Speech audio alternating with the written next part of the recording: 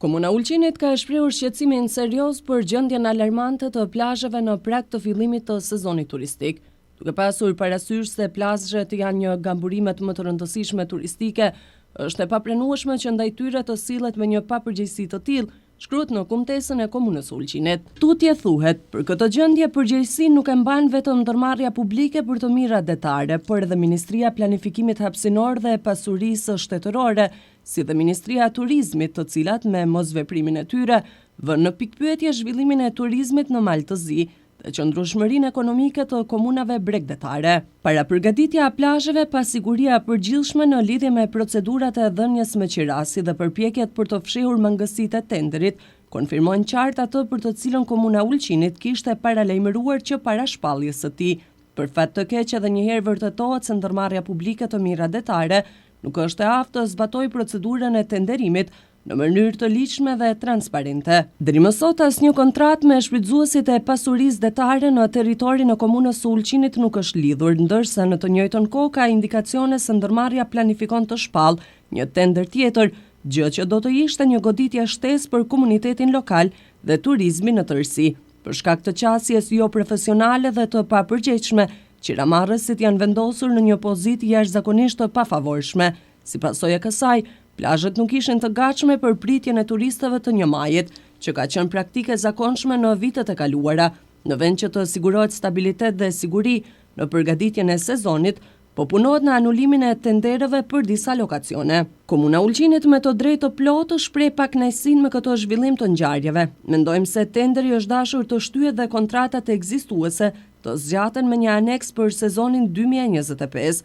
Kjo do të mundësonte që të gjitha procedurat e ardhshme të zbatohen në përputhje me ligjin, aktet nënligjore dhe me transparencë të plotë, ashtu siç ndodh në destinacionet e zhvilluara turistike. Gjendja aktuale e plazheve, stagnimi në përmirësimin e ofertës turistike dhe politikat publike të dështuara, për të cilat Komuna Ulqinit ka paralajmëruar disa herë, vërtetojnë se ndërmarrja publike të mirat detare prej kohësh ka pushuar së kryerë funksionin për të cilin është themeluar.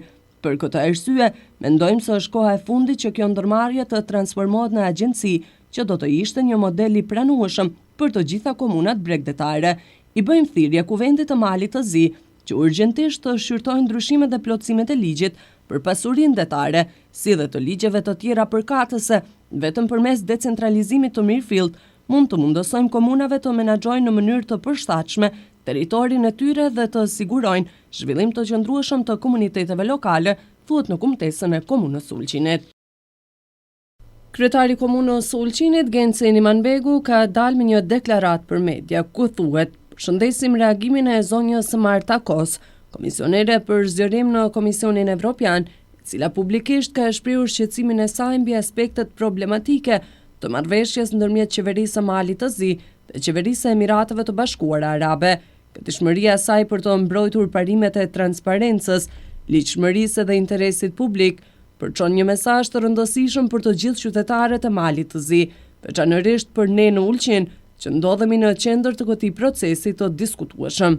Gjithashtu shprehim falënderimin ton për presidentin e Malit të Zi, zotin Jakov Milatović, i cili është drejtuar me një shkresë zyrtare zonjës Kos dhe në këtë mënyrë ka dhënë një kontribut të rëndësishëm për hapje në këtij diskutimi në institucionet evropiane. I gjithë procesi, duke filluar nga miratimi i programit të objekteve të përkohshme në zonën e të mirave detare në periudhën 2024-2028, pa pjesëmarrjen dhe pëlqimin e komunave bregdetare, e deri tek nënshkrimi i marrëveshjes me investitorët nga Emiratet e Bashkuara Arabe, përbën një shembull klasik të shkeljes së drejtës për veçqeverisje lokale, të garantuar me kushtetut. Pushteti qendror, duke injoruar qëndrimet dhe interesat e komuniteteve lokale, ka marrë në dorë procesat zhvillimore të komunave, duke shkelur parimet e decentralizimit dhe qeverisjes demokratike. Kjo qasje jo vetëm që rrezikon autonominë e veçqeverisjes lokale, por gjithashtu minon besimin e qytetarëve në institucionet që duhet të mbrojnë interesat e tyre. Po ashtu theksojmë se nuk duhet neglizhuar as dimensioni i mbrojtjes së të drejtave të popujve pakicë në këtë rast. Mënyra se si po zhvillohet i gjithë procesi prek drejt për drejt komunën e Ulqinit, injorimi i obligimeve ligjore për konsultim me përfaqësuesit e pakicave, si dhe ndërmarrja masave që mund të ndryshojnë strukturën etnike të popullsisë, përbën një hap serioz prapa për karakterin multietnik të Malit të Zi. Kujtojmë se ligji për të drejtat dhe liritë e pakicave ndalon në mënyrë të prerë masa të tilla. Jo vetëm që qeverisja lokale nuk është konsultuar, por edhe e drejta për dialog institucional është ndërprer brutalisht në parlament. Komuna Ulqinit ka shprehur shqetësimin serioz për gjendjen alarmante të plazheve në prag të fillimit të sezonit turistik. Duke pasur parasysh se plazhet janë një gamburimet më të rëndësishme turistike, është e papranueshme që ndaj tyre të sillet me një papërgjegjësi të tillë, shkruhet në kumtesën e Komunës Ulqinit. Tutje thuhet, për këtë gjendje përgjegjësinë nuk e mban vetëm ndërmarrja publike për të mirat detare, por edhe Ministria e Planifikimit Hapësinor dhe Pasurisë Shtetërore, si dhe Ministria e Turizmit, të cilat me mosveprimin e tyre vënë në pikpyetje zhvillimin e turizmit në Mal të Zi dhe qëndrueshmërinë ekonomike të komunave bregdetare. Para përgatitja e plazheve, pasiguria e përgjithshme në lidhje me procedurat e dhënies me qirasi dhe përpjekjet për të fshehur mangësitë e tenderit, konfirmojnë qartë atë për të cilën Komuna Ulqinit kishte paralajmëruar që para shpalljes së tij. Për fat të keq edhe njëherë vërtetohet se ndërmarrja publike të mirat detare nuk është e aftë të zbatojë procedurën e tenderimit në mënyrë të ligjshme dhe transparente. Deri më sot asnjë kontratë me shfrytëzuesit e pasurisë detare në territorin e Komunës së Ulqinit nuk është lidhur, ndërsa në të njëjtën kohë ka indikacione se ndërmarrja planifikon të shpallë një tender tjetër, gjë që do të ishte një goditje shtesë për komunitetin lokal dhe turizmin në tërësi. Për shkak të qasjes jo profesionale dhe të papërgjegjshme, qiramarrësit janë vendosur në një pozitë jashtëzakonisht të pafavorshme. Si pasojë e kësaj, plazhet nuk ishin të gatshme për pritjen e turistëve të një majit, që ka qenë praktike zakonshme në vitet e kaluara.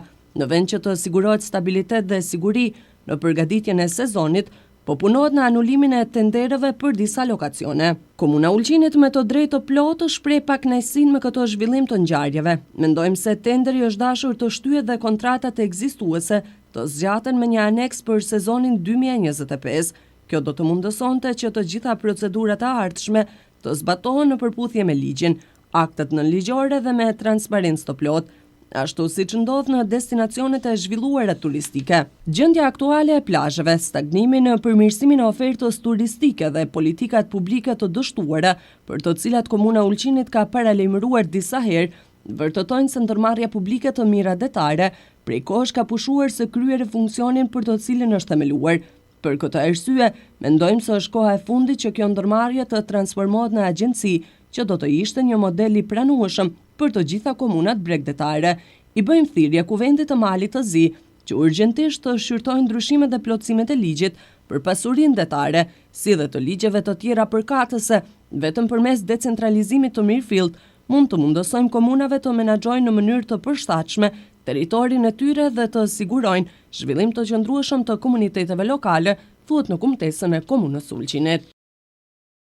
Kryetari i Komunës së Ulqinit, Genci Imanbegu, ka dalë me një deklaratë për media, ku thuhet: "Përshëndesim reagimin e zonjës Marta Kos, komisionere për zgjerim në Komisionin Evropian, e cila publikisht ka shprehur shqetësimin e saj mbi aspektet problematike të marrëveshjes ndërmjet qeverisë së Malit të Zi dhe qeverisë së Emiratëve të Bashkuara Arabe.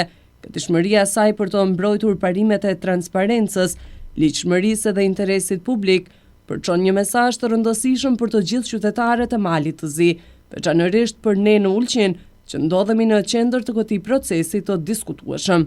Gjithashtu shprehim falënderimin ton për presidentin e Malit të Zi, zotin Jakov Milatović, i cili është drejtuar me një shkresë zyrtare zonjës Kos dhe në këtë mënyrë ka dhënë një kontribut të rëndësishëm për hapjen në këtij diskutimi në institucionet evropiane.